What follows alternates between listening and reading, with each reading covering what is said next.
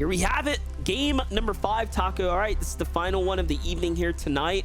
For upper bracket, we of course had the upper bracket happening while the lower bracket is happening, and then tomorrow it's all lower bracket coverage. But what matters here is that these are of course the best of the best, right? And this is their essential last chances to finish either inside the top 20 or of course get that victory royale and just, you know, knock it out regardless of how low you are. Yeah, but again, it's definitely tough because at least as far as day one is concerned, this is the last chance for our teams in the upper bracket to find themselves as that 5th Victory Royale holder. And like Vivid had just talked about, a lot of veteran teams here that have yet to find their solidification into Grands. But of course, with day 2 and day 3 still to go, Cold right now with Acorn, all the attention was so far away and Cold just wastes absolutely no time. Good distraction factor there from Acorn as well. It gave so much of an opening for Cold to immediately crash pad into MPen's box. Let's go ahead and watch that back one more time here. You blink, you missed it. Auto, press one button, and yeah, just go ahead and highlight, remove them from the game. Yeah, my apologies, Mason. Don't know where the MPen came from, but hey, happens to the best of us. Quick Cold removal. What do we got here? We got Paper and Muzz now. We already saw that they've been continuing to trend their way up the standings here. Walkers and Shadows being our highest consistent performing duo outside of anyone that's gotten a Victory Royale so far. Meanwhile, Victor's just on the run right now. Oh yeah, they're hard pressing him here. So even though he has a grapple hook, so does his opponents. Sniper shot comes out. Doesn't land it, but you have to assume this is not going to end very pretty for the bird. I like this though from Daxty, refusing to give up the chase. See what happened? Oh, okay. It was just a launch pad there from Victor, but Daxty for a moment I thought he was going to try to follow. Instead, Ops. He didn't even shoot. He was just like, all right, whatever. I'm not even going to waste my ammo at this point. Happy with the one elimination they were able to get credit for. At least a little bit of damage that they've been able to acquire. And we've seen how problematic the Storm Surge threshold has been for quite a few teams throughout the course of today. And again, it's harped on a lot, but set lobbies, it's like a whole different ball game in terms of being able to find those surge tags.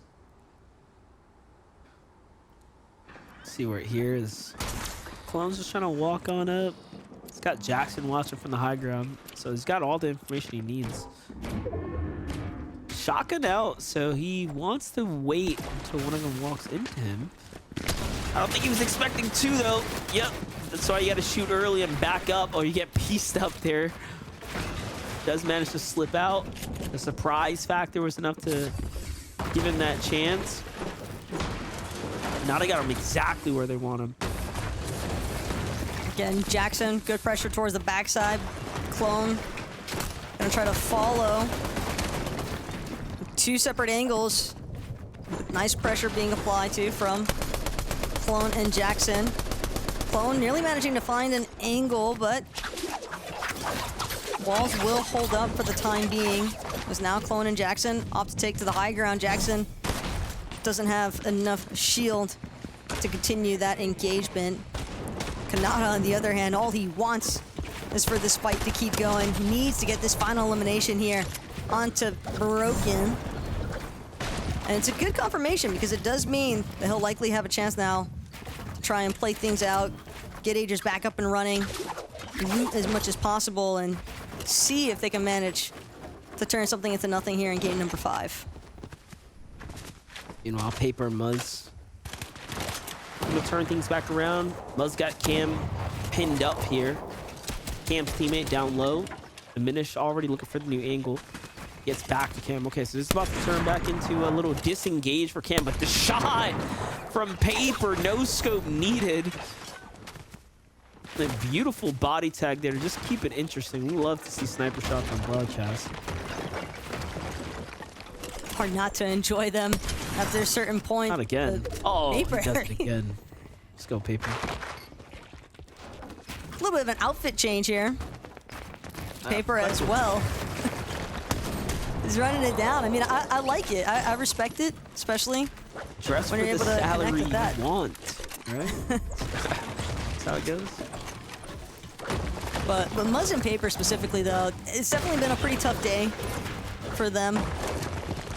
Certainly not always going to get started on the right foot, but at the same time, this is a duo that I could definitely see turning this into a Game 5 victory round, depending on how things play out. I mean, again, the heal-off meta that we saw in EU carried on over into NA as far as competitive play is concerned. When you look back at, you know, the last game, Muzz and Paper were one of the first teams to actually have the high ground, and they considered playing for it, but they were smart enough to recognize, hey, if we stay up here, like, we're just going to keep getting griefed. And the first team that pushes them, they just gave it up. So they're definitely trying to play for the win. You could tell that even if it means just securing high ground, as risky as they might be, if they get a chance to, they're gonna ride that opportunity out. So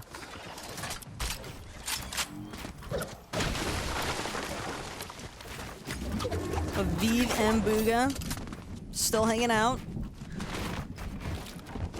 Close to where they started off at, over in Snooty Steps. And again, Aviv just checking bushes, making sure.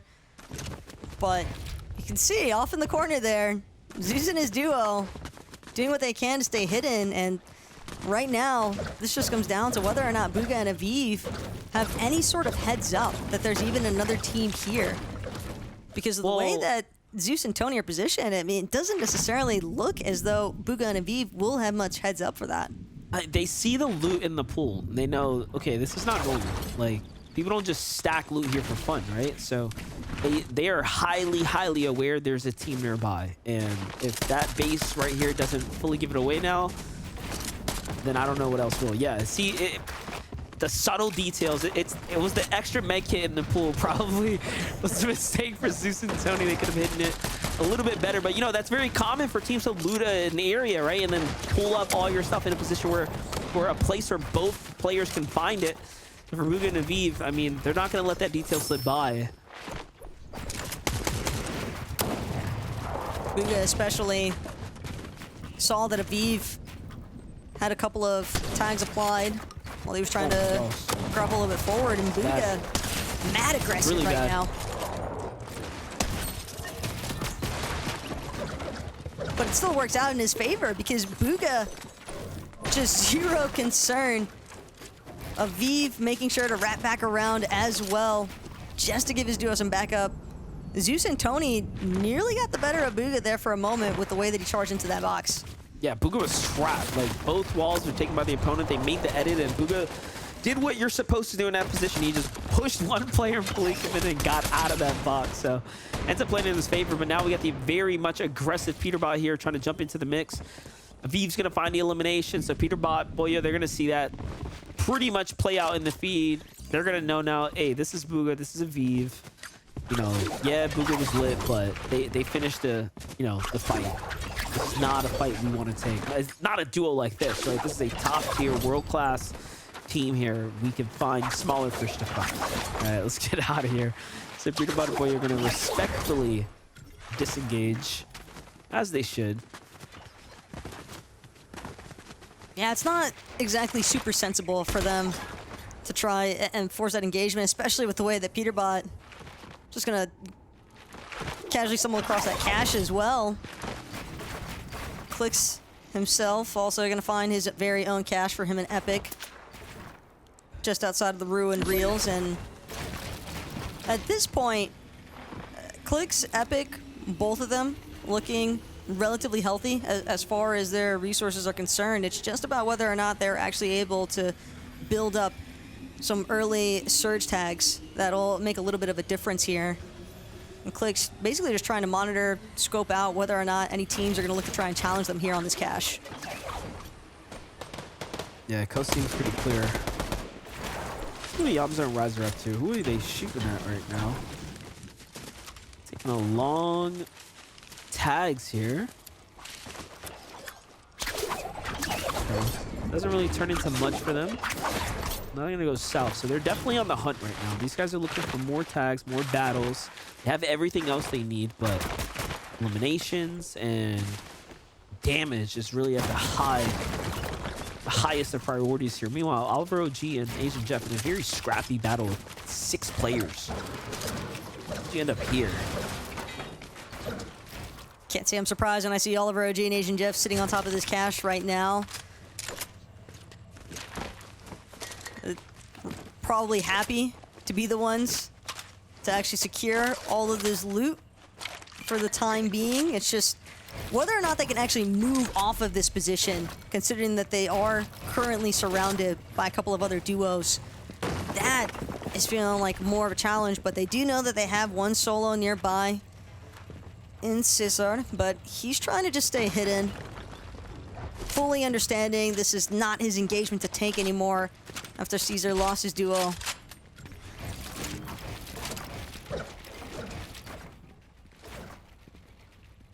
So it does seem like Duke and them are still looking in as well. They're in the bush too, so Oliver OG and Asian Jeff likely don't even have an idea there's a team right there. They just, you know, cold jump out the box, which some teams will do. They'll just, you know, blindly try to rotate right there. Due to the extra walls that they already have down, they might just get ambushed. You can see them just waiting here. They could potentially be ambushed, but at the same time, Asian Jeff, Oliver OG, if they weren't aware of where Duke and Threats are at initially, they most certainly are now. But Duke, Threats immediately retreat back to a couple of boxes that they had originally been situated at before they start making their push into zone. Now action back here at the Ruined Reels. Click's just a little bit faster on the peak there onto Shadow. The immediate knockdown as well, and you can see Epic immediately coming in to provide backup just in case, but instead just going to be a resource split between that team. You got to remember, Shadow and Walkers are, again, they were in 5th, right? Pretty much the most consistent team without the Victory Royale today. So, you know, their top 20's locked, secure. They're going to be fine in that regard, but not having a chance to just, you know, punch in the win is still going to hurt a little bit.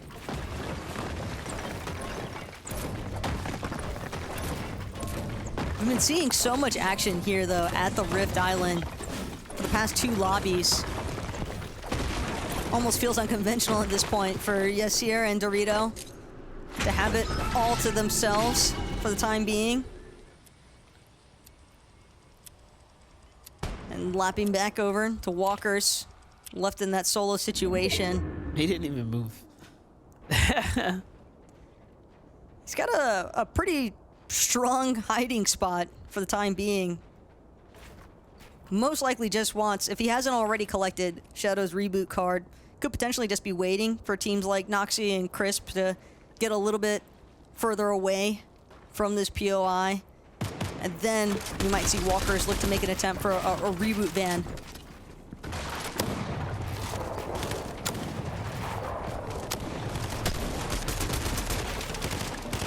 Like from Boyo getting active right now.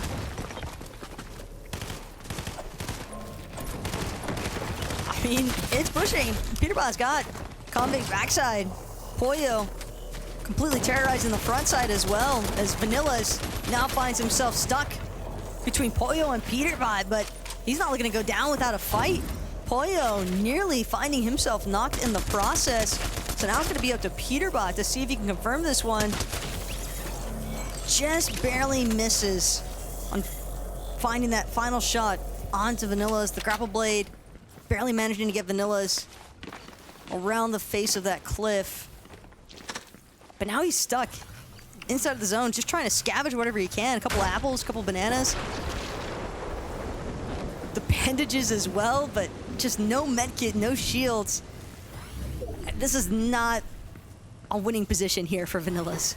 No, tough spot to be in, but he does have a grapple hook, so you really can't count him out. And the map awareness, there it is, the knowledge to know where he's got to be, what he's got to do here, but no resources, it seems like, to pick up any med kits or any heals from the vending machine. So tough spot to be in all, but meanwhile, this is a tough fight for Clix and Epic Whale here. This could potentially be a one way to run, you know, end your run a little early, take on Baka and Pars when they've had a pretty great last 4 games. They continue to heat up so far. Both sides have been playing pretty well. Yeah, look at this. Pars ready for anything, really. But Clix, with the way that he was taking those shots up against Baka and Pars, again, just drawing a little bit more attention than what he probably wants. And Pars and Baka, though, they seem as if they want to potentially continue the engagement. They're on that 20th line as well. Like, look at that. They're in 20th right now, and Clix and Epic are in 15th. So this is for everything. If one of them fall, that's it. Top 20's out. Definitely towing the line for both of these teams here, but that's not going to deter Clix from looking to see if he can try and connect. Only has 6 heavy ammo left, though, for that Reaper Sniper. So if he can't translate these final 5 bullets into some shield cracks or even a outright headshot knock, possible elimination if it's a solo, Clix might just find himself in a position where him and Epic Whale are going to have to acquire their surge damage elsewhere. Yeah, very risky, though. He's out in the open up top, pretty much. You know, very tempting for anyone else with the sniper, too. You got to think about that. Return the favor here. But meanwhile, looks like Reap might have unfortunately disconnected out of the game, and Ritual's just by himself here. Has to do the best that he can here as a solo by himself, but he's got Thoric and Chris back against the wall. All pressure on him. Ritual at least has that medallion, though, from Reckless Railways, and not only that, but even with the Mythic Hyper SMG, Chris and Thoric, not particularly healthy, Chris especially. The fact that he hasn't had an opportunity to regen those shields, he's got 1 big pot left, can see why. Trying to hold it for as long as possible. Ritual's gonna look to see if he can try and pick apart this duo. Chris definitely won't be able to make it out of here. And now it's just down to Ritual if he can win this 1v1 up against his duo, but Thoric. Close. Clutch situation there, though, for Thoric. So close. So close. 14 HP for Thoric. Just a little bit more pressure, and it would have been a much different story. Ritual will be, honestly, cruising pretty high right there with 8-point swing. But we'll see where that ends up leaving off Ritual. I don't quite recall where they were in the standings, but can't be pretty after, yeah, super shortcoming here in the 5th game. Yam's Rise, actually below the Surge for the first time here. I feel like since we've tuned in this week, today's game so far, and they need a lot more too. 86 points. They're going to need a big end game. They're going to need a lot more here. Definitely had their fair share of struggles throughout today. But struggles just seem to keep building up for Yamzo and Rise as Sales finds themselves knocked here. Now Patek won't even have the chance to keep trying to move forward. 212 below. Yumi and Vert, meanwhile, managing to hold their own. They are just above that damage threshold, and Yumi, Vert, right now, for the most part, are just in a position where they can wait before moving out of this box, but they've got to move carefully. There are so many teams just building up. Yeah, and they're going to have to move with crash pads as well. They don't have grapple hooks. The zone is going to be south, like we said, a little bit of clear airspace for them, so they'll be fine on that front, but still tough spot to be in not having a grapple hooks right now. We already know how good they are. For Yamzo and Rise, punished for making their way out the zone. You can see it cost them everything. Most of their material, all of their heals as well. And they were just honestly looking legit just moments ago. They're sitting on a pile of loot, but they were inside the zone just eating so much damage. Here comes the rotates. He's got Asian Jeff off to the distance there, but they're on the outskirts. Heavy materials are coming out. But right now, Rise and Yamzo, they're essentially forced to play towards the low ground, given the fact that they have Look at this. no heals. That's Rise. He's going to recognize Oh, didn't grab it. He needs He's going to go back, though. It's just too important for this team to have some form of shield at least. Completely filled up. Yep, so this is going to heal both of them all the way back on up to 100 HP. It's going to give them, the, of course, the benefits as well. And a far rotate for them. Wow. A lot of ground to cover with not a lot of HP. Curious to see how that fares for them as the lobby continues to develop. But checking back in with Pars and Baka. They've got a decent overview right now for where a good chunk of the lobby is situated at. Pars as well. Decent resources. Baka gonna opt for some Flowberry Fizz is now Pars, Baka on the move. They want to be one of the first teams into the next zone. And they'll make it there, no problem. Like this position that they're in right now. They'll be just fine. But we got a couple replays as well here going down from the good old Booga and Aviv here, continuing the dominance of the lobby, continuing the pressure, find themselves a nice elimination. Take a look at the spoils that they pick up here. Max material now, putting themselves in quite the position here. We're in the last game. Meanwhile, Acorn and Cold, they needed to find something, and that's not exactly what we wanted to see. Acorn getting traded out there by Ignalai, although Cold does get to finish off the elimination there onto Ignalai's teammate. I mean, the damage has been done, so this is up to Cold to go ahead and play this one out by himself now. He's in a position to do well. He doesn't have any shields. And that's the main concern, because unless Cold finds the most perfect piece-ups on to other players, he's going to have a really rough time actually trying to maneuver through some of this congestion that started to build up here.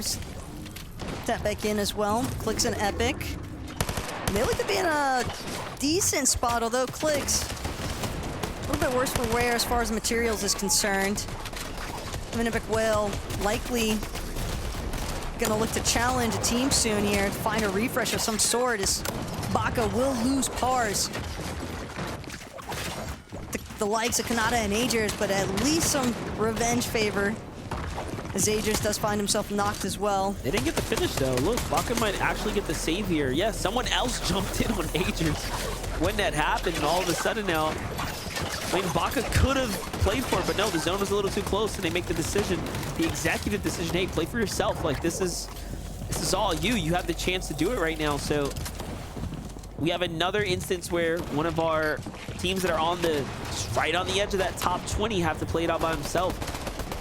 Meanwhile, Epic Whale Clicks here, give up the high ground, come down to the low ground now, starting to play this mid ground layer. This is going off the face of the cliff here into the water's edge.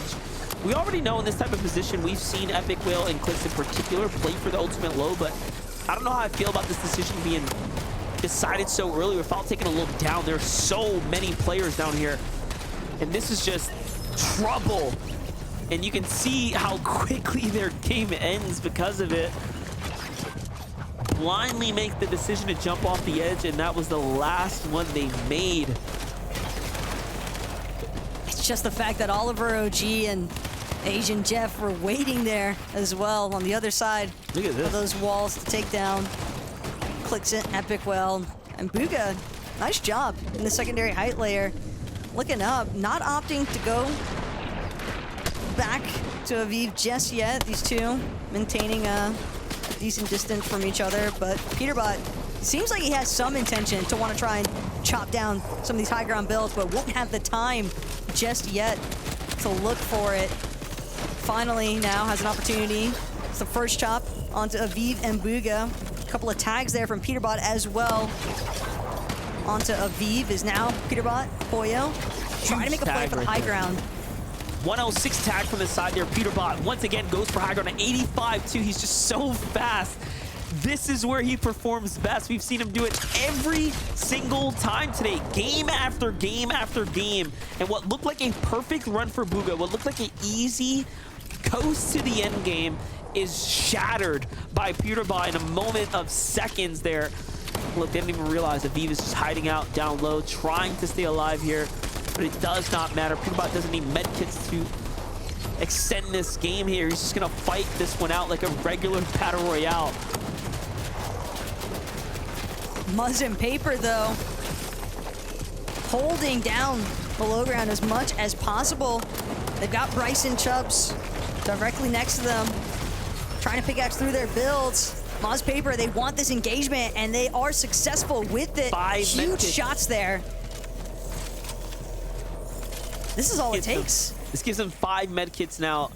They already realized we couldn't stay trapped behind the wall, but look at this. Peterbot, Pollo healing up to max HP. You already know what they're going to do. They're going to decide to take this fight all the way here.